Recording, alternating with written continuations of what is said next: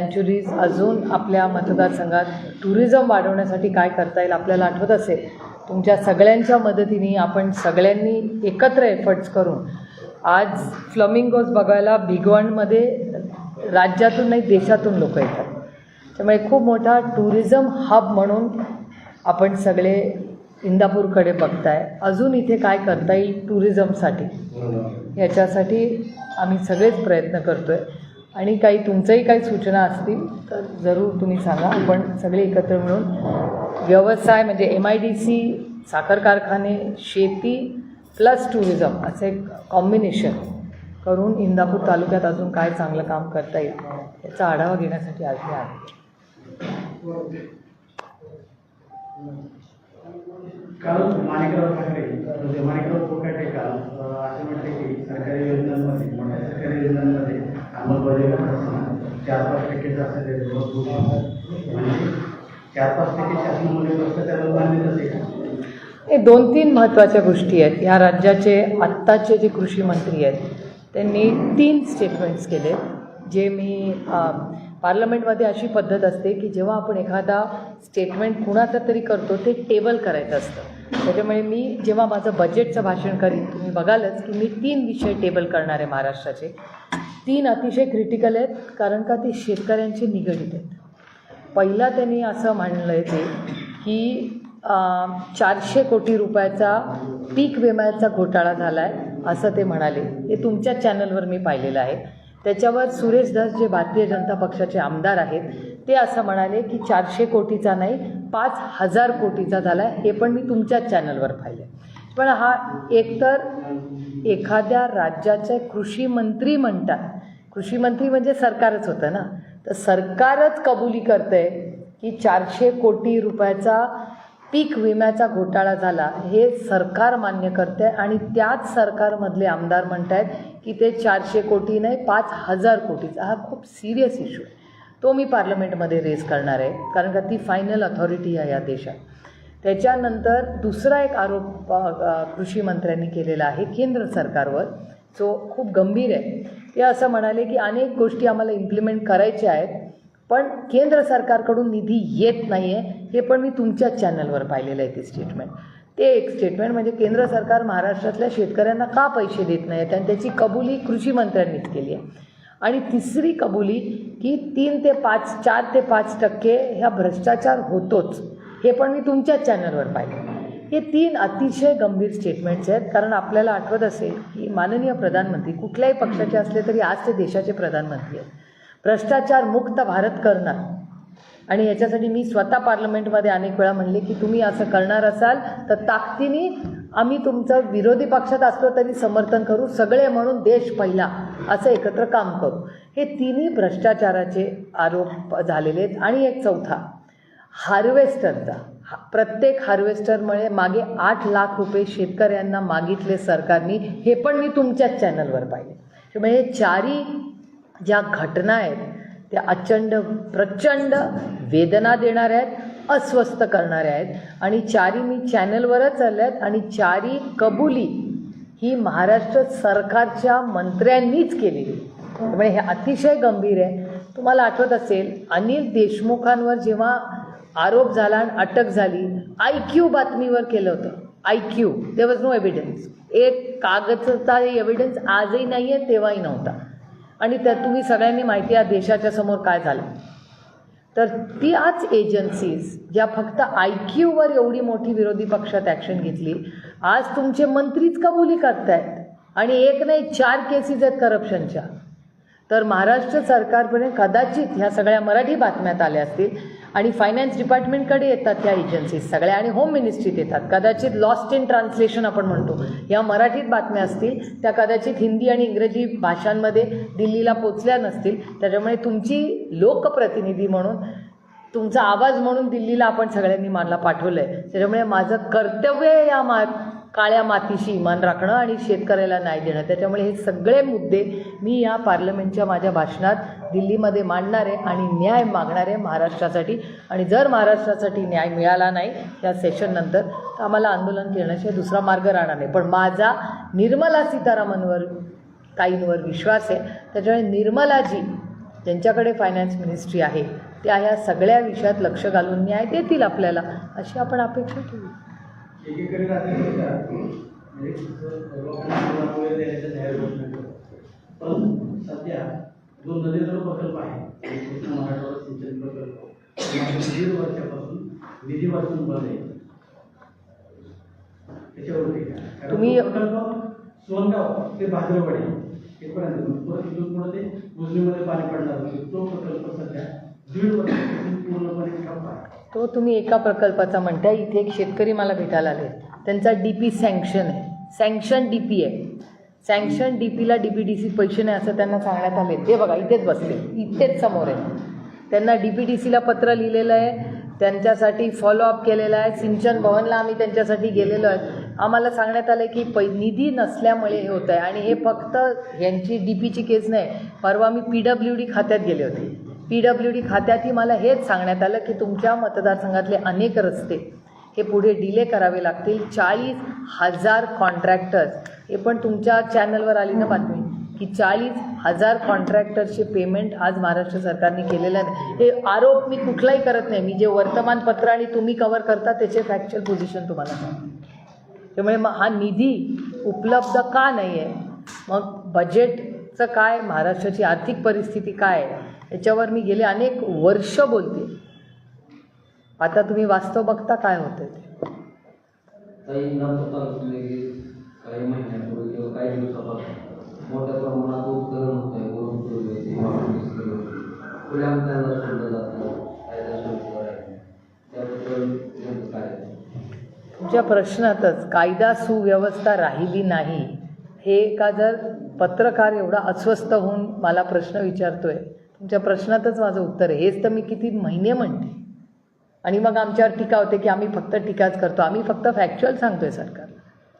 एवढं मोठं मॅन्डेट, आज 2 महिने झाले या सरकारला बसून, 2 महिने पूर्ण झाले, 60 दिवस झाले. आपल्याला 100 दिवसाचा कार्यक्रम देणार होते, आठवतं? त्यातले 60 दिवस गेले, 40च राहिले. या 60 दिवसात काय झालं?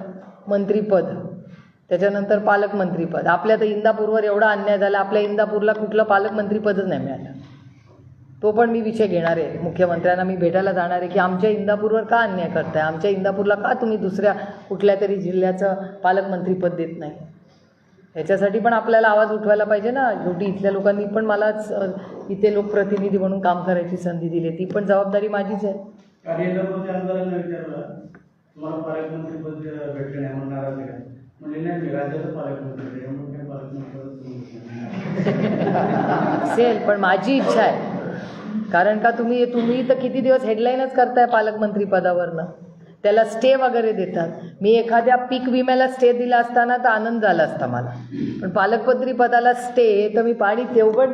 मला पण एक प्रश्न मी सरकारला विचारणार आहे भेटल्यानंतर मंत्रालयात की पालकमंत्री हे कॉन्स्टिट्यूशनल आहे का असंविधानिक पद आहे का संविधानिक पद आहे, ह्याचा पण थोडासा अभ्यास झाला पाहिजे ना. त्याच्यामुळे गेल्या 60 दिवस झाले ते सरकार येऊन, 2 महिने. कुठले मोठे ठोस निर्णय झाले या सरकारकडून, एवढं मोठं मॅन्डेट या सरकारला मिळालं आहे. एवढं मोठं मॅन्डेट काँग्रेसला कधीतरी मिळालं होतं, आता एवढं मोठं मॅन्डेट या सरकारला मिळालं आहे. मला वाटलं अरे बापरे आता किती काम करतील आणि किती नाही, पण 60 दिवसात काहीच नाही झालं. माझ्या मतदारसंघाचा मी 2 वेळा आढावा घेतला आहे, काहीच मुवमेंट नाही, कशाचीच मुवमेंट नाही. आता फक्त महिला काल मला बारामतीत भेटल्या, त्यांनाच धाकधूक व्हायला लागले की कोणाचे पैसे राहणार जाणार, कशी स्कीम टिकणार नाही टिकणार, या सगळ्या. आणि रोज तुमच्या चॅनल आणि वर्तमानपत्रात त्या सगळ्याच स्कीमच्या माहिती येते. त्यामुळे नक्की कुठली स्कीम राहणार, कुठली जाणार, बजेटमध्ये काय येणार, तुम्ही म्हणता तसे सगळे जे प्रकल्प आहेत किंवा कमिटमेंट्स आहेत सरकारच्या, ते किती राहणार, हा एक मोठा प्रश्नच झाला. काही विधानसभेच्या वेळेस तुमच्या नेतृत्वावर विश्वास न ठेवणारे आज तुमच्या अवती गोष्टी बसलेल्या आहेत, त्याबद्दल काय? समय में बहुत बड़ी ताकत होती है. 2 दिवस झालं बच्चूकडूनचे एक स्टेटमेंट वाचलं होतं. पवार ठाकरे केंद्राच्या सत्तेमध्ये जाऊ शकतात, काय वाटतं? मी वाचलं बाई, मला याची काय माहिती नाही. त्यांना काय वेगळी माहिती असेल तर मला माहिती नाही, माझ्या तरी आहे. म्हणजे मी पण तुमच्याच चॅनल, त्यांना काय एक्स्ट्रा इन्फॉर्मेशन असेल तर माझ्याकडे तरी असली कुठली माहिती आलेली आहे. त्यांच्याकडे काय वेगळी असेल तर यात मला खरंच माहिती नाही. काही लोकसभेला तुमच्यावर ज्या कार्यकर्त्यांनी काम केले त्यांनी विधानसभेला हर्षवर्धनचं नेतृत्व स्वीकारलं नाही किंवा काम केलं नाही, त्यामुळे हर्षवर्धन पाटलाचा पराभव झाला अशी तालुक्यात चर्चा आहे. त्या कार्यकर्त्यावर येणाऱ्या काळात तुम्ही कारवाई करणार का? अनेक कारणं आहेत, बरीच कारणं आहेत. म्हणजे इथून फार लांब न जात शेजारीच बघा, सोलापूर जिल्हा लागूनच आहे आपल्याला. तिथे तुम्ही बघताय मतदानाचं काय झालं. त्याच्यामुळे मला स्वतःला वाटतं की अनेक बदल हे वोटर लिस्टमध्ये झालेले. मी कुणावर आरोप करत नाही, कारण का त्या डेटाचं काम माझं चालू आहे आता. पण तुम्ही बघता उत्तम जानकरांचं, जो माणूस निवडून आला आहे त्यांनीच त्या यंत्रणेवर किती प्रश्न विचारलेले आहेत. त्याच्यामुळे मला स्वतःला ह्या इलेक्शनमध्ये नक्की किती पारदर्शकता आली आहे हा एक मोठा प्रश्न, आरोप समाजात सातत्याने उभे राहत आहेत. ते मीडियामधून येत आहेत, ते लोकप्रतिनिधीतून येत आहेत. जे लीडमध्ये निवडून आले ते स्वतः मला सांगतायत स्वतः की आम्हालाही विश्वास बसत नाही की आम्ही इतक्या मतांनी निवडून आलो. जे हारले ते म्हणतात आम्हाला आमच्या गावातलीच मतं पडली नाहीत. जे निवडून आले ते पण ॲनालाइज करतायत की त्यांची मतं गेली कुठे. त्यामुळे हे सगळं जी प्रक्रिया आहे, कालच पुरंदरला होते, काल दुपारी मी, तेव्हा व्हिडिओही माझ्याकडे असेल. तिथले एक ग्रस्त ते मला विचारतात लांबून, अरे सुप्रिया, ते चष्माला होता, सुप्रिया? म्हटलं हो, का? तुला या मी तुम्हाला मतदान केलं होतं. म्हटलं मी तुम्हाला विधानसभेला पण मतदान केलं, आपली सीट गेलीच कशी, तुम्ही बंद करा. तो व्हिडिओ असेल नितीनकडे. ते म्हणले बॅलेटवर घ्या, बॅलेटवर घेतल्याशिवाय काय खरं नाही. हे माझे शब्द नाही किंवा कुठला पक्षाचा पदाधिकारी पण नाही. मी गाडीने चालले होते, मुलांनी माझी गाडी थांबवली, मी हात करायला उतरले मुलांना. It was absolutely a coincidence. तर सामान्य माणसामध्ये जो लांबून सगळं बघत असतो त्याला जर ही भावना मनात असेल तर शेवटी आम्ही लोकप्रतिनिधी आहोत ना, आम्ही तुमचाच आवाज आहे, आम्ही काही वेगळे नाही आहोत. तुमचा आवाज म्हणून, तुम्ही तुमचा सेवक म्हणून मला हे काम करायची संधी दिली. त्याच्यामुळे जर एवढी अस्वस्थता असेल, अनेक ठिकाणी असं झालं म्हणतायत, आरोप होतो, हे उत्तम जानकर म्हणतायत की बॅलेट करून की निवडणूक करायची. तुम्हाला देखील तसं वाटतं का? मुस्लिममध्ये नाही, माझं एवढंच म्हणणं आहे की जर समाजात अस्वस्थता असेल, एखादा प्रश्न, व्हॉट इज द प्रॉब्लेम, करा, त्याच्यात काय. म्हणजे योग्य आयोगाने हे बघा, माझा पेपर, तुम्ही माझी ओरल एक्झाम घ्या किंवा रिटर्न घ्या, माझा अभ्यास झालेला आहे. तुम्ही कशी घेतली तरी मला परीक्षेला बसायची तयारी आहे. त्याच्यामुळे जर लोकांची मागणी असेल की बॅलेटवर घ्या तर घ्या बॅलेटवर, व्हॉट इज द प्रॉब्लेम, काय त्याच्यात एवढं मोठं अडचण. तर इंदापूरमध्ये अनेक मतदारांना असं म्हणणं आहे की इंदापूरमध्ये विषयाचा प्रॉब्लेम नाही झाला. शरद पवार आणि सुप्रिया न मानणाऱ्या कार्यकर्त्यांनी हर्षवर्धन पाटलाला उमेदवारी दिली म्हणून काम केलं नाही म्हणून त्यांचा पराभव झाला, असं त्यांचं म्हणणं आहे. असं मला नाही कोणी सांगितलेलं. आम्ही पक्षाचा आढावा घेतला आहे, मीटिंग घेतली आहे. मला कुठल्याही ना मतदारांनी ना पदाधिकाऱ्यांनी हे येऊन सांगितलं आहे. मी तुमच्याचकडून पहिल्यांदा ऐकते. पण तुम्ही आता सांगितलं आहे मला, तर जरूर आमची पक्षाची मीटिंग होईल. त्याच्यात हे मी प्रश्न मला विचारला गेला प्रेसमध्ये, हे मी नक्की पक्षाच्या मीटिंगमध्ये चर्चेला आणीन विषय. राज्यामध्ये सांगायला पोलीस कस्टडीतून परंतु त्याच्यावर जामीन होण्याचा त्याचा मार्ग आता बघण्यात आला. लोकांना किती गॅरंटी नाही, परंतु त्याच्यावर 302 दाखल करून तो प्रमुख आरोप व्हावा यासाठी कोणी आवाज उठवतो. नाही, आम्ही सगळेच बोलतोय ना, पहिल्या दिवसापासून बोलतोय. हो, पण मग हा प्रश्न तुम्ही मला नाही विचारला पाहिजे, सत्तेतल्या लोकांना. मी विरोधी पक्षातले, मी रोज अहो आम्ही रोज उठवतो, डेटा काढून बघा ना, आम्ही रोज उठवतो. पण यंत्रणेने काम करायला पाहिजे ना. जेव्हा सरकारमधले लोक येतात तेव्हा तुम्ही त्यांना विचारायला पाहिजे. सुप्रिया सुळे, जितेंद्र आव्हाड, रोहित पवार, संदीप क्षीरसागर, सोळंकी, आपले सुरेश धस, बजरंग अप्पा सोनवणे, आम्ही 7 जण आहोत. अंजलिताई दमानिया 8, अजून कोण राहिलं का, त्या नमिता मुंदडा 9. आम्ही 9 लोक असे महाराष्ट्रात आहोत. आणि काँग्रेसचे लोक, हां ते संदीपचं घेतलं मी नाव, संदीपनी तर सुरूच केलं, संदीपचं नाव पहिलं. अभिमन्यू पवार BJP, 10 लोक आहोत आम्ही. आणि ते आम्ही सातत्याने आम्ही मांडतोय हा मुद्दा. माननीय मुख्यमंत्री दावोसला जायच्या आधी शब्द देऊन गेलेत राज्याला की आम्ही कोणालाही सोडणार नाही. आता 10 लोक सगळ्या पक्षाचे, म्हणजे काँग्रेस, अजित पवार राष्ट्रवादी काँग्रेस, शरद पवार राष्ट्रवादी काँग्रेस, उद्धव ठाकरे शिवसेना, शिंदेसाहेब स्वतः शिंदे सेना, त्याच्यानंतर भारतीय जनता पक्ष, 6 पक्ष राज्यातले एक मागणी करतायत सातत्याने. तुमच्याच चॅनलवर रोज सगळे बोलत आहेत.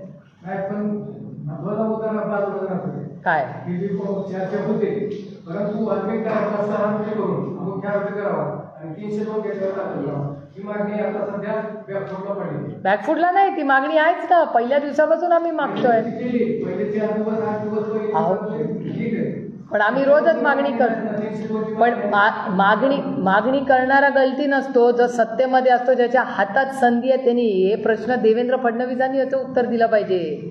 त्यांचा निर्णय हा, आमचा नाही. गुन्हेगार सत्तेमध्ये ते, मी नाही, मी विरोधी पक्षात आहे. जाब तुम्ही सत्तेतला विचारायला पाहिजे. निर्णय कोण घेऊ शकतं, मी का देवेंद्र फडणवीस? ते घेऊ शकतो बरोबर आहे, पण लावून लावून धरणं फक्त माझी जबाबदारी नाही. तुम्ही मतदान केलंय ना, त्यांना जाब विचारला पाहिजे तुम्ही.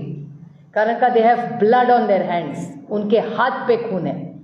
त्यांच्या हातावर रक्त आहे. त्यांना तुम्ही, आम्ही विरोधी पक्ष रोजच बोलतो, पण ज्याच्या हातात सत्ता कशाला आहे? मग सगळं जर विरोधी पक्षांनी करायचं, मग सत्ताधाऱ्याने मतं देऊन निवडून कशाला आले?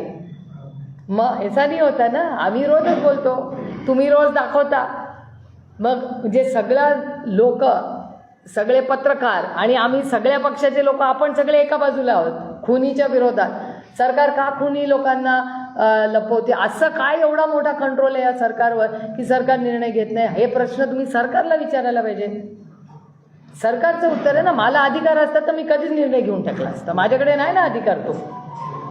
तुम्ही लोकसभेला निवडून दिलं असतं तर आम्ही केवढं केलं असतं आतापर्यंत. ही वेळच आली नसती तुमच्यावर.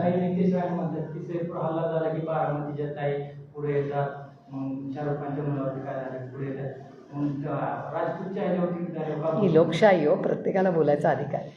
शरद पवार, अजित पवार यांच्या मतदार मला नाही माहिती बाबा. असेल, मला काय, मी सकाळपासून इथेच आहे. मी सकाळी 7:30 वाजता माझ्या घरातून बारामतीतून कार्यक्रम करत इथे आले. यांना विचारा, आम्ही सगळी गाडीतच आहे. मी 7:30ला बारामतीचे कार्यक्रम केले, नंतर 9ला का 9:30ला 10ला इथे इंदापूरला आले. तेव्हापासून आम्ही एकत्रच आहे. इथली कामं बघत, कोण कुठे भेटतं, काय करतं इथे माहिती ना. मला यांची काळजी आहे, मला यांचा प्रश्न सोडवायचा आहे. परभणी आणि बीडमध्ये ज्या घटना झाल्या त्या अतिशय वेदना देणाऱ्या आहेत. सरकार कुणाचंही असू दे, काही गोष्टी राजकारण सोडून माणुसकीच्या नात्याने करायच्याच असतात. कुणाचंही सरकार इसमे नो कॉम्प्रोमाइज. अहो, त्या मुलांची भाषणं बघा. म्हणजे मला आश्चर्य वाटतं की या सरकारला झोप कशी येते. मी सरकारमध्ये असते ना तर मीच राजीनामा दिला असता. ॲक्च्युली काहीतरी नैतिकता असते की नाही.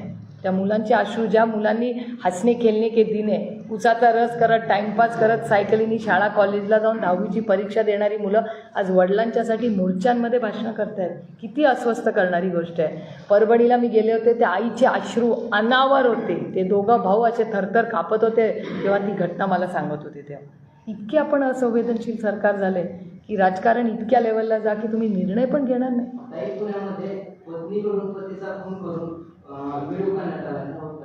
कुठला तो खून ना आता पतीकडून पत्नीचा प्रॉपर्टी आणि चारित्र्याच्या संशयावरून खून केला हो. आणि त्याचा व्हिडिओ सोशल मीडियामधून व्हायरल आहे. हो, आत्ता मला आपले हो ते आपले खरे आहेत ना, आपले झीचे भोरला असतात पुण्याला, त्यांनी मला एक व्हिडिओ पाठवला की तो उघडलाच नाही. कारण का त्याच्यात ती बाई आणि ते रक्त दिसत होतं. मी नाही हिंमत करून उघडलं.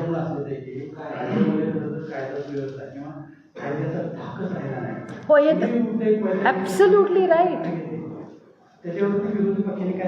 तुमचं अगदी बरोबर आहे. मी जेव्हा जेव्हा ह्याच्याबद्दल बोलते माझ्यावर उलटे आरोप होतात की ह्या सारखंच बोलतात सरकारच्या विरोधात. मी आत्ता म्हणत नाही, मी गेले 2 वर्ष बाय डेटा सांगते की आज हे दुर्दैव आहे की सारखंच. तुम्हाला आठवतं आहे पोलिसनी आपली गाडी थांबवलं की आपण घाबरून थांबायचो की बाबा नो रिस्क. तेव्हा कुठलाही कॅमेरा नव्हता तरी धाक होता की नाही त्या वर्दीचा. आपण सगळे लहानाचे मोठे होत होते. आता कोण आहे जाऊन सगळं पोलीसची कॉलर धरतात. हिंमतच कशी होते. धाकच, भीतीच राहिली नाही का लोकांना. एवढा कॅमेरा आहे, हा मोबाईलचा कॅमेरा असतो तरी या वर्दीची का कशाची भीती नाही राहिली या देशामध्ये. ही चिंताजनक नाही आहे. मी हे सरकार आल्यावर 15 दिवस 1 महिन्यात क्राईमचा डेटा वाढल्यावर मी महाराष्ट्राच्या माननीय मुख्यमंत्र्यांना विनंती केली की बीडची घटना झाली आहे, याची परभणीची घटना झाली आहे, एवढी अस्वस्थता देशात, एक ऑल पार्टी मीटिंग बोलवा. कधीतरी राजकारण बाजूला ठेवून महाराष्ट्रासाठी सगळे एकत्र ॲटलिस्ट हे जे अस्वस्थता आहे ती शांत करण्याची गरज आहे. मला सांगा, दावोसला गेले, जर अशा रोज इन्व्हेस्टमेंटच्या इथे खून आणि हे एक्स्टॉर्शन सुरू झालं तर इन्व्हेस्टमेंटला चांगलं आहे काय वातावरण मला सांग. दुसऱ्या कुठल्या राज्यातून ऐकू येतं का असं एक्स्टॉर्शन? महाराष्ट्रात पहिल्यांदा असं झालं असेल की extortion, it is just shocking. का आपण हे सगळं सहन केलं आणि ह्याच्यावर का नाही ॲक्शन झाली? 40 दिवस. आणि फक्त मी सांगते ना, महाराष्ट्राच्या मीडियाचे कितीही आभार मानले तरी कमीच आहे. ज्या माणुसकीने तुम्ही रिपोर्टिंग करताय, आणि जो रिपोर्टर बीडला जाऊन आलाय ना, तो ढसाढसा येऊन रडलाय. ढसाढसा म्हणजे ते म्हणलं ताई असहाय्य होतं. आणि चॅनल्सवर रडलेले आहेत. आठवत असेल तुम्ही, त्या मुलाचा वाढदिवस होता तेव्हा NDTने एक स्टोरी केली होती. तर आठवतं तुम्हाला? He could not control his emotions. भयानक आहे ती परिस्थिती. आणि ही वैयक्तिक लढाई नाहीच आहे आमची कुणाशी. आमची त्या प्रवृत्तीच्या विरोधात. जर बीडमधल्या महिलेला घराच्या बाहेर जाताना भीती वाटत असेल, ही लाजिरवाणी गोष्ट नाही आहे आपल्यासाठी. आपण मुलींना एनकरेज करतो की मुलीच्या तुम्ही मुलगा आणि मुलगी समान आहात. हो, मी रात्री फिरत असते, रात्री तिथून निघते कोल्हापूर. मी कधी विचार पण करत नाही महाराष्ट्रात फिरताना मला कधीही भीती वाटत नाही. पण मी जेव्हा दिल्लीत फिरते तेव्हा मला भीती वाटते, अरे गुडगाव जाना आहे, अरे नको नको. एक सायकोलॉजिकली आहे. इथे काय धडा घुमो काय वाटत नाही. रात्री 11 वाजता निघालं मुंबईवरनं, 2 वाजता बारामतीला आलं, मनात पण येत नाही की भीती वाटते की आपल्याला कोण काय. नथिंग. एवढा महाराष्ट्राच्या पोलिसांवर माझा विश्वास आहे, अजूनही आहे. पण काहीतरी मिस होतं याच्यात, काय चुकतं ह्याच्यासाठीच तर आपण सगळ्यांनी एकत्र येऊन काहीतरी राज्यासाठी केलं पाहिजे ना. आणि ह्याच्यासाठी ॲक्शन्स पण झाले पाहिजे. तुम्ही म्हणता ते बरोबर आहे, गुन्हे का दाखल होत नाही, का ॲक्शन घेतली? तो व्हिडिओ तुमच्याच चॅनलवर मी पाहिला परवाचा. ते कुठल्या तरी हॉटेल का कशा तरी 1, 2, 3 असे जात आहेत सगळे. असा कसा होऊ शकत आहे? खरं तर गुंडेगिरी पोचायला किंवा गुंडेगिरी वाढायला राज्यकर्तेच जबाबदारीला असं वाटत नाही का? मान्य, पूर्णपणे मान्य. त्यांना प्रोटेक्शन देणं हेच चुकीचं आहे. आणि जर जेव्हा जेव्हा तो पकडला जातो त्याला 0 टॉलरन्स दाखवला गेला पाहिजे. तो टॉलरन्स दाखवला तरच पुढे सुधारणा होईल. कोणीही प्रोटेक्ट करू नये या मताची मी आहे. जबाबदार राजकारण हो, मान्य करते ना मी, पूर्णपणे मान्य. Absolutely right you are. त्याच्यात यांनीच सगळ्यांनी मिळूनच, म्हणून तर ऑल पार्टी मीटिंग पाहिजे. म्हणून मी म्हणते देवेंद्रजींना की तुम्ही प्लीज एक ऑल पार्टी मीटिंग द्या, सगळ्यांना बोलवा, सगळे मिळून अकाउंटेबिलिटी घेऊ राज्याची. तरी हे करावं लागेल. कारण का राज्याचं हित नाही, बाकीच्या राज्यांना केवढा पॉझिटिव्ह डेटा येतोय. डॉक्टर रत्नाकर महाजनांनी एक असं ट्विट केले, फेसबुकला पोस्ट केली होती की आतापर्यंत जेवढे पण कॉन्फरन्स झाले आणि आपले गेलेले प्रतिनिधी आणि तिथून झालेली इव्हेंट त्याची श्वेतपत्रिका काढावी, हे विरोधी पक्ष काय मागणी करतात? डॉक्टर रत्नाकर वाटलं त्यांनी ती पोस्ट केली, पण एक विरोधी पक्षाचे तुम्ही एक खासदार आहात म्हणून तुम्हाला काय वाटलं? नाही, दावोसवर मी परवा दिवशीच मोठं पत्र लिहिलं आहे मुख्यमंत्र्यांना. कारण का मी जे फोटो पाहिले ते 2 लोकांचे मेन फोटो पाहिले मी. एक सज्जन जिंदल, जे वर्षापासून 3ऱ्या मिनिटाला लिहितात. त्यांनी मी प्रेसमध्ये काल का परवाच बोलले. सज्जन जिंदलांचं घर आणि माननीय मुख्यमंत्र्यांचं घरमध्ये गाडीचं 3 मिनिटाचं अंतर आहे आणि चालायचं 7 मिनिटाचं अंतर. आणि अमित कल्याणी जे पुण्याला राहतात, अनेक वेळा माननीय मुख्यमंत्री पुण्याला येतात. मागच्याच आठवड्यात लग्नासाठी आले होते, अनेक विकास कार्यक्रमात पुण्याला ते येतातच मुख्यमंत्री. आणि अमित कल्याणी मुंबईला खूप वेळा जातात. तर सज्जन जिंदल आणि अमित कल्याणींची सही करण्यासाठी दावोसला जायची गरजच नव्हती. पण त्याच्याहून जास्ती अस्वस्थ करणारी गोष्ट कुठली होती माहिती का? मला उदय सामंतकडून माझ्या अपेक्षा जास्त आहेत. मी उदयवर टीका करत नाही, कारण का उससे मैं ज़्यादा उम्मीद थी. मला कधीच वाटलं नाही की उदय सामंत असं करतील. एकतर या देशाचा संविधानातले अनेक नियम कायदे आहेत की जेव्हा आपण परदेशात जातो तेव्हा आपण देशावर कधीच टीका करत नाही. आणि राजकीय विषय, आणि मागे लिहिलं मॅग्नेटिक महाराष्ट्र. आता मॅग्नेटिक महाराष्ट्राचा, दावोसचा आणि इथल्या पक्षफोडीचा काय संबंध? तुम्ही एक तर फॉरेन सॉईलवर आहात, त्याच्यामुळे देशाच्या विरोधात काहीच बोलायचं नसतं. पॉईंट नंबर 1 हा प्रोटोकॉल. आणि दुसरी गोष्ट की मॅग्नेटिक महाराष्ट्राचा तुमचं सरकार एवढं, दिल्लीमध्ये सरकार, गल्लीमध्ये सरकार, तुमचं एवढी मोठी मॅन्डेट असताना म्हणजे ह्या सगळ्यांनी उद्धवजींचं नेतृत्व मान्य करूनच सरकार आणलं. तुम्ही सरकारमध्ये एवढा मोठा मॅन्डेट आहे त्यांना, तरी तिथे मॅग्नेटिक महाराष्ट्रामध्ये फोडाफोडी. त्यांनी काय मॅग्नेटिक महाराष्ट्र होणार आहे का? काय मॅग्नेट होणार आहे का? त्याच्याऐवजी जे एक्स्टॉर्शन बंद झालं ना, तर ते महाराष्ट्र जास्ती मॅग्नेटिक वाटेल हे पक्ष फोडण्यापेक्षा. त्याच्यामुळे इंडस्ट्रीला काय आवडतं? इंडस्ट्रीला रेड कार्पेट, स्टेबिलिटी पाहिजे. त्यांना 2 महिने 60 दिवस झाले, कुठला मोठे निर्णय झाले. मध्ये मी देवेंद्रजींबद्दल चांगलं बोलले, सगळ्यांना वाटलं ह्या कशा काय चांगलं बोलायला लागल्या. कारण का इट इज अ फॅक्ट. एकच माणूस आहे, तो काम करतो 60 दिवस झाले. आणि गमतीचा भाग आहे, मी आणि अमोल कोल्हेंनी अनेक मंत्र्यांच्या वेळी मागितल्या, नॉट अवेलेबल इन मंत्रालय. कुठले दिवस तुम्ही असाल, कॅबिनेटचे एकच दिवस येतात सगळे. तर मी आणि अमोल दादांना का भेटायचं होतं की पार्लमेंटला जायच्या आधी आम्हाला काही विषय घ्यायचे होते की आम्हाला दिल्लीला फॉलोअप करायला काय विषय तुम्ही आम्हाला सांगा, त्याप्रमाणे आम्ही नियोजन करू, दिल्लीला मंत्र्यांकडे जाऊन फॉलोअप करू. ह्याच्यासाठीच तर आम्हाला निवडून दिले ना, पार्लमेंटमध्ये जाऊन फॉलोअप करायला राज्याच्या कामांचा. कशाचा त्यांनाच माहिती की काय करता येते. माझं म्हणणं आहे पारदर्शकपणे फास्ट ट्रॅक कोर्टमध्ये परभणी आणि बेगच्या केसेस या पारदर्शकपणे झाल्या पाहिजेत. आणि तुमचं पण मी कौतुक करते, काय काय तुम्ही ते फिल्म्स दाखवतात, त्यांचं इथे घर ह्याच्या नावावर घर, गार्ड, ड्रायव्हर, हे ओ माय गॉड, मला असं चक्कर येऊन बघते थोड्या वेळाने की हो क्या राहिले. त्याची सगळी जी PDF आहे सगळी, त्यामुळे त्याच्यातूनच ह्या गोष्टी सगळ्या बाहेर आल्या ना. पीक विमा त्याच्यातूनच आला, हार्वेस्टर त्याच्यातूनच आलं, इलिगल प्रॉपर्टीज आल्या. आणि माझा एकच प्रश्न आहे की हे सगळे आरोप ऑन डेटा आहेत. अनिल देशमुख, छगन भुजबळ साहेब, संजय राऊत साहेब, नवाब मलिक, ह्यांच्या सगळ्यांवर आईस, मी किती वर्ष आईस बोलते, बच्चा इस राज्य में अभी आईस जानता. इन्कम टॅक्स, CBI आणि ED केवढ्या झाल्या. त्यांच्या कुटुंबाचं दुःख कोणी पाहिलं? मी पाहिलं. त्यांची नातवंड, मुलं शाळा कॉलेजमध्ये जाताना काय वेदना त्या भुजबळ साहेबांच्या कुटुंबांना नातवंड झाल्यात ना, कधी विचारून बघा त्यांच्या घरातल्या महिलांना. देशमुख साहेबांची नातवंड कशातून गेली, संजय राऊत साहेबांच्या आई आणि मुलींचं दुःख विचारा कधीतरी. नवाबबाईंची फॅमिली कशातून गेली, कधीतरी कोणीतरी त्याचा विचार केला पाहिजे ज्यांनी त्यांच्यावर आरोप केले. आणि आज इथे उघड सगळं आहे, डेटा आहे. आणि आम्ही विरोधक फक्त आरोप करत नाही, सत्तेमधले सगळे पक्ष करत आहे. म्हणजे शिंदे साहेबांचा पक्ष करतोय, अजित पवारांचा पक्ष करतोय आणि BJP पण करते, तरी काहीच होत नाही. अहो, कुठल्या सिस्टमवर विश्वास ठेवायचा. म्हणून हे सगळे इश्यूज मी पार्लमेंटमध्ये फेस करणार. पीक विम्याची जो भ्रष्टाचार आहे ती घटना पुढे येत असताना लाडकी बहिणी योजना महाराष्ट्रामध्ये झाली, पण लाडकी बहिणी योजनेमध्ये नियम आपली असणार देखील मुंबईत अशा काही घटना पुढे आल्या की ज्या बांगलादेशी महिलांनी त्या लाडकी बहिणी योजनेचा लाभ घेतला. काय बोलताय? असा आलाय डेटा आता बाहेर. मग सरकारने फॉर्म कसे भरून घेतले ह्याची पण इन्क्वायरी झाली पाहिजे ना, की इलेक्शनच्या आधी. आणि आता सगळं तर ऑटोमेटेड आहे ना, आपल्या सगळ्यांचे फॉर्म कसे दाना रिजेक्ट होतात, कारण का सगळं आता ऑनलाईन आहे ना, इट इज सो इझी.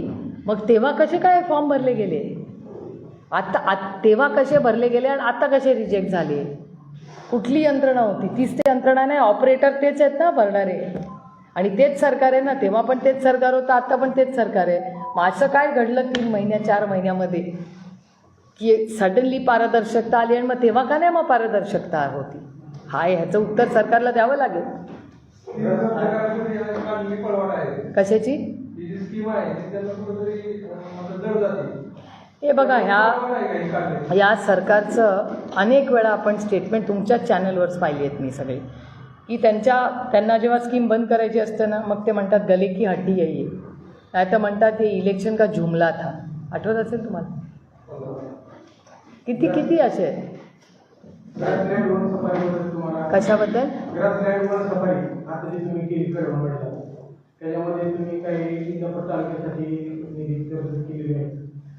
नाही, एकतर मी पहिल्यांदा नाही, मी अनेक वेळा आले. महाविकास आघाडीच्या काळातली ही स्कीम आहे, त्याच्यामुळे त्या काळात हे काम सुरू झालं होतं. तेव्हा बर्डे मामा फॉरेस्ट डिपार्टमेंटचे मंत्री होते, आपल्याला आठवत असेल. त्यामुळे महाविकास आघाडीच्या काळात हे काम सुरू झालं आहे आणि आज ते पूर्ण होऊन लोक पर्यटक तिथे येत आहेत, याचा मला मनापासून आनंद आहे. आणि आता त्यांना बराचसा निधी पाहिजे, पण जेवढा निधी सरकारकडून हवा आहे थोडा अजून आलेला नाही, तर ते आता CSRच्याही शोधात आहेत. तर सरकारशीही मी बोलीन, महाराष्ट्र सरकारशी आणि केंद्र सरकारशी. गणेश नाईक साहेब त्याचे मंत्री आता आहेत, मी गणेश नाईकांची त्यांची वेळ मागून कसा निधी जास्तीत जास्त मिळेल ह्याच्यासाठी हेही करेन, किंवा केंद्र सरकारमधून काही येईल किंवा CSR, या सगळ्यासाठी प्रयत्न करू. शासकीय योजनेसाठी पैसा नाही, सध्या कुठल्याच योजनेला पैसा येत आला नाही 3 वर्ष झालं, त्याच्याबद्दल काय? मला काय आश्चर्य वाटत नाही. मी फायनान्शियल सिच्युएशन ऑफ द स्टेटवर किती महिने वर्ष बोलते मी, तेव्हा माझ्यावर टीका होते अखंड. मी पार्लमेंटमध्ये बजेटवर दरवर्षी मीच बोलते, केंद्रामधल्या पण. आणि मी नेहमी ज्याला अनेक वेळा FRBM ॲक्ट, ज्याला फिस्कल डेफिसिट मॅनेजमेंट ॲक्ट म्हणतात, महाराष्ट्राचं लोन, त्याला भरणारा इंटरेस्ट, महाराष्ट्रात असलेले पैसे, ह्या सगळ्याबद्दल मी अनेक वेळा भाष्य केलेलं आहे. आणि जेव्हा जेव्हा मी डेटा वाईज नंबर दिला आहे, महाराष्ट्र सरकारने तो खोडून काढला. लाडकी बहीण योजनेमुळे त्याच्यावरती सरकारवरती लोड आल्यानंतर ह्या योजना बंद पडायच्या त्याच्यावर का DPTCचे पैसे अनेक ठिकाणी काढले, ते मी म्हणत नाही, तुम्ही पण तेच म्हणताय. म्हणजे मी अशी कुठलीही वेगळी गोष्ट किंवा आरोप करत नाही जो मीडियामध्ये आलेला नाही. आणि डेटा तर खोटं बोलू शकत नाही. हो, मी एक वेळ बोलू शकते, पण डेटा बोलू शकतो का? तुम्ही मला विरोधक म्हणून म्हणा की सुप्रिया सुळेंची माहिती चुकी, पण डेटा तर सरकारचाच आहे ना, तो काय माझा काल्पनिक डेटा नाही आहे. त्यामुळे आम्ही सरकारला हेच सांगत आलो आहे, फिस्कल डेफिसिट जे आहे आज सरकारचं, फिस्कल डेफिसिट म्हणजे काय, आलेले पैसे आणि आलेला खर्च, त्याच्यातली जी गॅप असते त्याला फिस्कल डेफिसिट म्हणतात. आणि त्याचं मॅनेजमेंट करण्यासाठीच सरकार असतं ना. MSP मिळतो का? MSP मिनिमम सपोर्ट प्राईससाठी किती लढत आहेत शेतकरी. आता एवढा सगळा खटाटोप झाल्यामुळे थोडासा आता साखरेचा एक्सपोर्ट अलाव केला आहे. कांद्याचे शेतकरी किती रडत आहेत मला सांगा. लोकसभेपासूनच्या आधीपासून माझं 2 वर्ष झालं पियुष गोयलांची रोज लढाई होते माझी पार्लमेंटमध्ये कांद्याबद्दल. कांदा, सोयाबीन, कपास, दूध, दुधाची सबसिडी वेळेवर येते का? लोक काय म्हणत आहेत, दुधाचा भाव वाढून द्या, आम्हाला नुसती सबसिडी नको. खताच्या भावाची काय परिस्थिती आहे, आणि ते पण वेळेवर येतं का? तुटवता आहे की नाही आज खताचा ते देशामध्ये, राज्यामध्ये तर आहेच. त्यामुळे खूप चॅलेंजेस आहेत. त्याच्यातून पीक विमा 1 रुपयात दिला. आता तो तुमच्या चॅनलनी सगळ्यांनी रिपोर्ट केलं, वर्तमानपत्रात आलं की ती स्कीम विड्रॉ करतात. आणि त्याच्यात एक जण म्हणतं आहे सरकारचं 400 कोटी म्हणतं, दुसरं म्हणतं 5,000 कोटी रुपयाचा घोटाळा झाला. आणि IQ मंत्री म्हणत आहे, आमच्या देशमुख साहेबांवर तर IQवर डायरेक्ट जेलमध्ये टाकलं वर्षभर. इथे डेटा सरकार सांगतंय. ह्याच्यापेक्षा अजून काय भयानक असू शकतं मला सांगावं. शेतकऱ्याला पण सोडलं नाही या लोकांनी. काय बोलायचं. स्वयंपाकावरती चाकू हल्ला झाला. कोणावर? स्वयंपाकावरती चाकू हल्ला झाला. त्यातला नेमका आरोपी कोण आहे तो अद्याप पण एकदम क्लिअर पर्सन झालेला नाहीये. म्हणजे जो आरोपी मिळालाय त्याचा फेस डिटेक्ट होत नाहीये, ते चालू आहे. हे असताना आणखी मुंबईतील 3 बड्या कलाकारांना मेल आलेला होती, ज्याच्यामध्ये राजपाल यादव, सुगंधा मिश्रा आणि रेमो डिसूजा यांना धमकीला दिला घ्यायच्या. मगाशी हे म्हणले ते अगदी बरोबर आहे की ही भावना अशी आहे की वर्दीची भीतीच राहिली नाही कुणाला. हे अतिशय चिंताजनक आहे. म्हणून मी देवेंद्रजींना विनंती करते, आल्या आल्या ऑल पार्टी मीटिंग लावा. आपण सगळ्यांनी मिळून महाराष्ट्राची जी परिस्थिती आहे ही फार चांगली नाही. सारखे आता ह्या तुम्ही म्हणला तो खून, चाकू, मग ते दुसरं काय कोयता गँग पुण्याची, पुण्यात तर क्राईम वाढलं. माझ्या स्वतःच्या लोकसभा मतदारसंघाचा डेटा मी सांगते. पेटी ज्याला आपण म्हणतो, थेफ्ट ज्याला इंग्रजीमध्ये म्हणतात, म्हणजे चेन स्नॅचिंग, पाकिट, सारा, ह्या सगळ्या गोष्टी वाढल्या आहेत की नाही आधीपेक्षा. या कधी वाढतात? समाजात जेव्हा इकॉनॉमिकल क्रायसिस येतो तेव्हा या गोष्टी क्राईम वाढतो. याचं डायरेक्ट कोरिलेशन आहे. आणि आता परदेशात होईल, महागाई तर आणि वाढणार. आता डॉलर आणि स्ट्रेंथन होणार. तुम्ही बघताय गेले 2 दिवस तर सगळ्यांना आधी एक काळ असा होता काय त्या अमेरिकेच्या प्रेसिडेंटचा आणि आपला संबंध. आता कळायला लागले आपला डायरेक्ट संबंध आहे. किती निर्णय आहेत. 2 वर्ष स्वयंपाकावरती हल्ला झाला. बघता बघता ही बातमी जी आहे ती पूर्ण देशभर झाली आणि खूप मोठे यामध्ये चर्चा झाली. राजकारणी, सत्ताधारी, विरोधक दोघांनी यावरती प्रतिक्रिया दिल्या. ज्यावेळी स्वयंपाकाला डिस्चार्ज दिला गेला त्यावेळी असं वाटत होतं की स्वयंपाक खूप मोठा गंभीर आहे. डॉक्टरांनी सांगितलं होतं की 7 तास त्याच्यावर शस्त्रक्रिया झाली. पण असं चित्र पाहायला मला की सैफ खानला ज्यावेळेस डिस्चार्ज सोडला त्यावेळेस ते एखाद्या शूटला जाईल जाऊ, असं काही फार मोठी घटना घडलीच नाही म्हटलं. यावर अद्यापर्यंत किती घटना झाली याचं स्पष्टीकरण ना पोलिसांकडून आले नाही, यंत्रणेकडून आले. दुकानात चोरून मोठं केलं गेलं काय माहिती नाही बाबा. पोलीस कमिशनरला आपण मला खरंच याच्यातली माहिती. मी या माझ्या मतदारसंघातल्या हार्वेस्टर आणि पीक विमा या करप्शनच्या मागेचे, कारण का माझ्या मतदारांवर अन्याय झालेला आहे, माझ्या मराठी माणसावर अन्याय झाला आणि त्याच्यासाठी लढाईला माझी नैतिक जबाबदारी आहे. राज्यात सिंड्रोमचे 59 रुग्ण आढळलेले आहेत. त्याच्यातील 12 रुग्ण व्हेंटिलेटरवरती आहेत. आरोग्य विभाग किंवा सरकार घटनेकडे गांभीर्याने बघत नाहीये का? नाही, काल क्लॅरिटी काहीतरी माहिती येते आहे सरकारकडून हळूहळू. मला वाटतं त्याची वाट बघूया. त्याच्यासाठी राजेश टोपेंसारखा आरोग्यमंत्री लागतोय. राज्यात जय श्रीराम ऐकायचं, अल्लाहू अकबर हे पाकिस्तानमध्ये जाऊन ऐकायचं. नितीश राणेंच्या या वक्तव्याकडे तुम्ही कसं पाहता? मी ऐकलं नाही त्याच्यामुळे मी त्याच्यावर बोलू शकत नाही. ताई, एक महत्त्वाचा शेतकऱ्यांचा प्रश्न आहे. काल कृषी पत्रकारात म्हणले की शेतकऱ्यांचं कुठलीही योजना राबवायची असेल तर चिरीमिरी द्यावं लागतं. तर काय शेतकऱ्याला कुठली योजना द्यायची म्हणले तर चिरीमिरी द्यावं लागते. त्यासाठी असं स्टेटमेंट आहे त्यांचं. काल स्टेटमेंट आहे भाषणामध्ये, चिरीमिरी द्यावं लागते. या योजना असल्याच प्रकार बंद करण्यासाठी कायदा करावा लागला.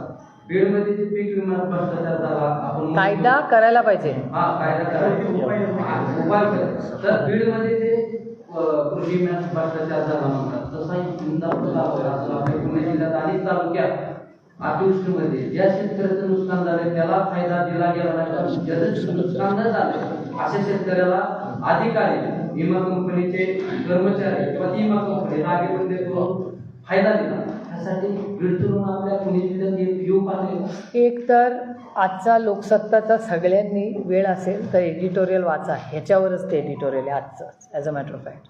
दुसरं की तुम्ही म्हणताय हे चिरीमिरी वगैरेची गरजच लागत नाही. याचं कारण डायरेक्ट बेनिफिट म्हणजे DBT. आता पैसे डायरेक्ट देतात. हार्वेस्टरचा भ्रष्टाचार का झाला? कारण का त्या मंत्रालयाने जे डायरेक्ट बेनिफिट द्यायचं होतं तो निर्णय बदलला. का बदलला तो निर्णय? याचं उत्तर सरकारला द्यावं लागेल. अहो, माझ्या लोकसभा मतदारसंघातले किती शेतकरी आहेत? महाराष्ट्रातल्या शेतकऱ्यांवर अन्याय करायचा यांनी पॉलिसी बदलून हा गुन्हा नाही आहे. जेव्हा केंद्र सरकार आणि महाराष्ट्र सरकारने निर्णय घेतलेला आहे की जी मदत होईल ती डायरेक्टली तुमच्या अकाउंटमध्ये देईल. जर अकाउंटमध्ये यायची तर चिरीमिरीचा विषय येतोच कुठे? दिस इज रिडिक्युलस. आणि मला आश्चर्य वाटतं की मंत्र्यांकडून स्टेटमेंट्स कसे येतात हो. आत्ता मी तुम्हाला स्पोर्ट्स डिपार्टमेंटचं सांगते. स्पोर्ट्स डिपार्टमेंटचं मी तर खरं भरणे मामांना पत्र लिहिणार आहे आता, म्हणजे ड्राफ्ट आला पण असेल माझा, आज फायनल होईल. इंडियन एक्सप्रेस नावाचं वर्तमानपत्र आहे, त्याच्यात बातमी आली की आत्ताच्या ज्या स्पोर्ट्स मिनिस्टर आहेत त्यांनी 700 कोटी रुपयाचं एक आधीच्या सरकारने घेतलेला निर्णय विड्रॉ केला आहे. का विड्रॉ केला आहे? ह्याचा अर्थ काहीतरी तेव्हा चुकीचं होतं ना. सरकार तेच आहे ना, मंत्री बदलला आहे. पण असं काय झालं त्या, म्हणजे ह्याचा अर्थ तेव्हा काहीतरी चूक झाली आहे. मग ते विड्रॉ कसं झालं त्याची इन्क्वायरी झाली पाहिजे. म्हणजे तुम्ही बघा ना किती मंत्री आहेत. कृषी मंत्र्यांनी आरोप केले, मी करतच नाही आहे. तुम्हीच बघा ना आणि तुमच्याच चॅनलवरनं पाहिले, ते लाईव्ह आहेत. मी हे सगळं त्या पेन ड्राईव्हवरनं घेऊन माझ्या भाषणात आहे. कारण का मग ते सगळे भारतीय जनता पक्षवाले म्हणतात तुम्ही खोटं बोलताय, म्हणून मी नियमितपणे घेऊन ती पेन ड्राईव्ह आधी टेबल करणार आणि मग भाषण करणार. कारण का सातत्याने महाराष्ट्रात भ्रष्टाचार होतोय हे महाराष्ट्र सरकारचे कॅबिनेट मंत्री कबूल करतायत. मग त्याची इन्क्वायरी का होत नाही? ऐकीव अनिल देशमुखांवर अटक होते, ऐकीव संजय राऊतांवर अटक होते, भुजबळ साहेबांवर एवढी केस चालते, नवाब मलिकांवर केस चालते, सगळ्या ऐकीव गोष्टी राईट. कुठे मोठा एव्हिडन्स होता? असा एव्हिडन्स होता का कुठे? मग ह्यांच्यावर का अन्याय झाले? मग आता जेव्हा मंत्री न्याय मागतायत मग मंत्र्यांना पण या देशात न्याय मिळणार. भरणे मामांनी ही ऑर्डर कॅन्सल केली.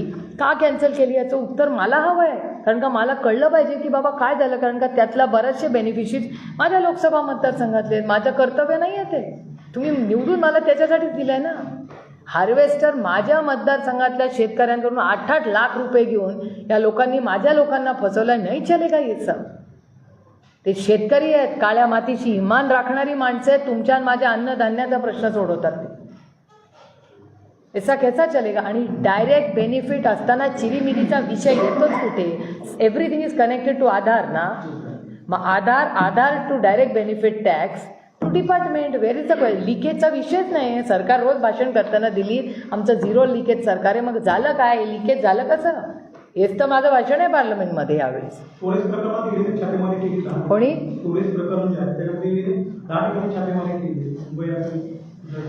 त्याचं मी स्वागत करते. जसं कॅबिनेट मिनिस्टर आरोप करतायत तिथे पण छापे मारा अशी माझी विनंती राहील. कशाचा? साखर हंगाम.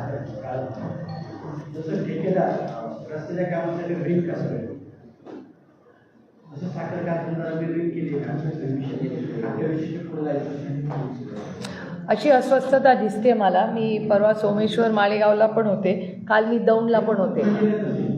तुमचा प्रश्न अगदी रास्त आहे, कारण का ही भावना सगळीकडे राज्यात दिसते. कारण ठरवून झालेलं असं वाटतं का सगळ्यांना? मला नाही सांगता येणार, पण मी जे काल दौंडमध्ये ऐकलं, बारामतीमध्ये ऐकलं, आणि योगायोग आहे की आज मी इंदापूरला आहे आणि तोच मला प्रश्न विचारला जातो आहे. मी काल शेतकऱ्यांना भेटले दौंडला, त्यांनी पण मला हाच प्रश्न मांडला त्यांचा. तर हे सगळ्यांची जी भावना आहे ती मी सरकार दरबारी मानणार आहे की असं का, म्हणजे दौंड, इंदापूर आणि बारामती तिन्हीकडून तोच प्रश्न कसा काय मला विचारला जातो किंवा मागितला जातो नाही. याचा अर्थ त्याच्यात काहीतरी सगळेच बोलतात, ती चर्चा तर त्यांच्या कानावर तर पोचली पाहिजे. विधानसभेचा ज्यावेळेस निकाल लागलाय त्यानंतर 2-3 दिवसापासून चर्चा सुरू झाली की आमदार फुटणार. खुद्द मंत्री देखील आमदारकीचा दावा करतात. काल उदय सामंतांनी केला, शिवसेनेचे काही लोक आमचे देणार आहेत, आपण मिटकरी बारामतीमध्ये त्यांनी देखील दावा करतात की आमच्याकडे काय आमदार आहे. तसं बघता असंविधानिक गोष्टी हे सरकार सारखंच करतं. आधी पक्ष फोडले, घरं फोडली, आता परत फोडतील पक्ष. अशी परिस्थिती आहे. मला कसं माहिती असेल फुटणार आहेत किंवा फोडणार आहेत, हे कसं माहिती असेल? धाक दाखवतात का हा दाखवतात हे आपण गेले 2-1.5 वर्ष पाहिलंच आहे. ED, CBI, वॉशिंग मशीन तर पाहिलंच आहे ना. वॉशिंग मशीनचा डेटा माझा नाही आहे, व्हिडिओज तुम्ही बनवले, डेटा तुमच्या चॅनलवर दाखवला आहे. कोणी कुठल्या वॉशिंग मशीनमध्ये कुणावर कुठले आरोप झाले, कोण वॉशिंग मशीनमधून आले, हे मी म्हणत नाही, हे समाजातली भावना आहे. मी विरोधक म्हणून बोलले तर मी विरोधातली जाते, पण सामान्य माणसाला दिसतंय ना डोळे. आणि आता पक्ष फोडायचे. हा,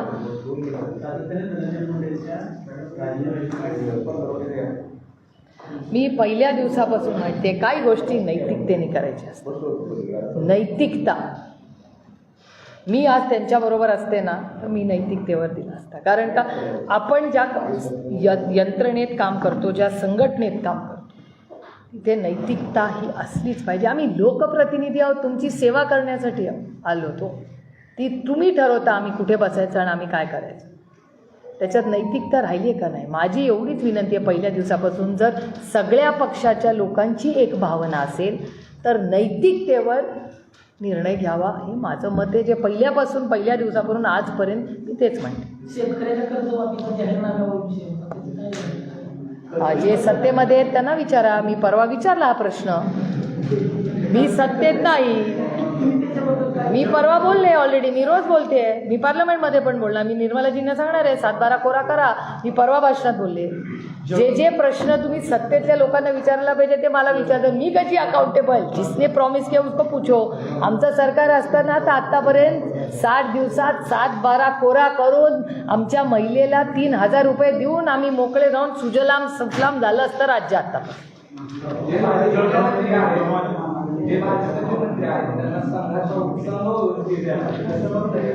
तो त्यांचा अंतर्गत प्रश्न.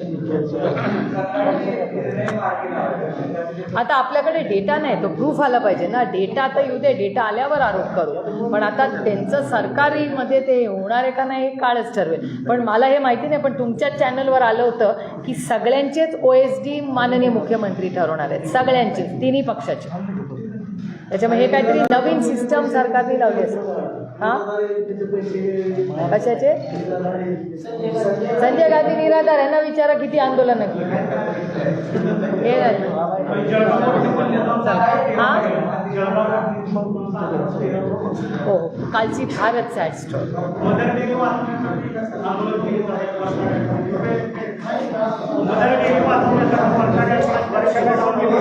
वर्षा गायकवाडांच्या